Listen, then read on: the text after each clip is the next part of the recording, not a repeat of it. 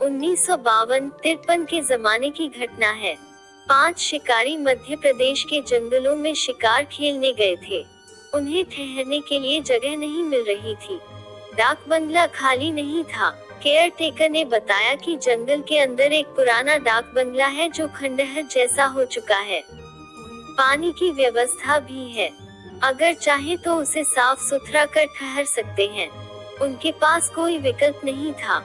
अंधेरा हो रहा था, इसलिए वे पुराने डाक बंगला में पहुंचे। एक कमरे को साफ सुथरा किया और जमीन पर ही बिस्तर बिछा लिया। अपनी बंदूकें और राइफलें दीवार में टिका दी और ताश खेलने बैठ गए। देर रात को साथ लाए भोजन को ग्रहण कर सो गए। उनमें से एक जेएन सिंह को नींद नहीं आ रही थी। उसने सिगरेट जलाई और उसकी कश लेने लगा। तभी उसने देखा कि अचानक खिड़की से एक हाथ बढ़ता हुआ उसकी गर्दन की ओर आ रहा है।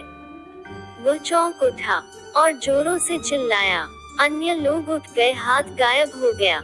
उसने सबको घटना की जानकारी दी तो उन्होंने कहा कि यह तुम्हारा भ्रम होगा या सपना देखा होगा। खिड़की से इतनी दूर हाथ कैसे पहुंचेगा?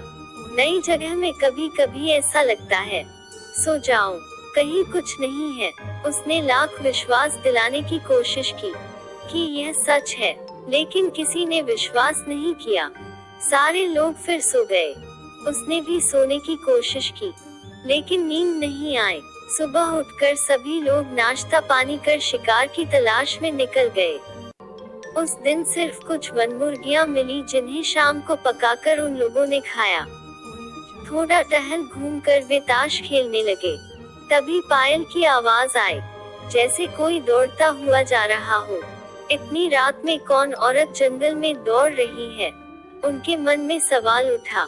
खिड़की पर जाकर देखा तो कुछ दिखाई नहीं पड़ा। वे खाना खाकर चुपचाप सो गए। जेएन सिंह को उस रात भी नींद नहीं आ रही थी। वे उस हाथ के बारे में ही सोच रहे थे। तभी झपकी लगी। आँख खुली तो देखा कि खिड़की से एक हाथ उनकी गर्दन तक पहुंच चुका है। खिड़की पर एक लड़की खड़ी हंस रही है। वे चिल्लाए। सभी लोग उठ गए। उन्होंने पूरी बात बताई और कहा कि चिल्लाता नहीं तो मेरी गर्दन दबा देती। सभी लोग खिड़की के पास गए तो जंगल की ओर एक लड़की जाती हुई दिखाई पड़ी। उसके पायल की आवाज आ रही थी। सभी लोगों को विश्वास हो गया कि कुछ न कुछ चक्कर है। उसी की बात करते हुए वे सो गए।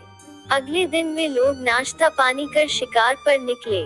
रास्ते में कुछ आदिवासी मिले। उन्होंने पूछा कि आप लोग किधर जा रहे हैं? उन्होंने बताया कि शेर का शिकार करने आए थे। वह मिल नहीं रहा है तो अब हिरन मारकर चले जाएंगे। आदिवासियों ने पूछा कि ठहरे कहाँ हैं? उन्होंने बताया कि पुराने डाक बंगले में। आदिवासियों ने चौंक कर पूछा कि कब से ठहरे हैं? उन्होंने बताया कि 2 दिनों से। आदिवासियों ने हैरानी से पूछा कि 2 दिनों से ठहरे हैं और जीवित हैं? क्या मतलब? साहब, वह भूता डाक बंगला है। वहाँ एक लड़की की भटकती आत्मा है जो हर ठहरने वाले को मार डालती है। किसकी आत्मा है वह एक केयर टेकर की बेटी थी। एक बार केयर टेकर बीमार था और कुछ शिकारी ठहरे हुए थे। चौकीदार के बीमार होने के कारण उसकी बेटी ही उन्हें खाना पानी देने जाती थी। उन्होंने उसके साथ जबरदस्ती की और मार डाला। तभी से डाक बंगला वीरान हो गया। कोई भूला भटका ठहरा तो लड़की की आत्मा ने मार डाला। बंगला भुतहा हो गया। आप लोग भी वहाँ से हट जाइए। रुकने का विचार हो तो गांव में चले आइए। उन लोगों ने रात किसी तरह काटी और सुबह होते ही वापस लौटने की तैयारी करने लगे। रात को वह लड़की खिड़की के पास आई और बोली कि देवी देवताओं की कृपा ने तुम्हें बचा लिया। फिर कभी इधर मत आना।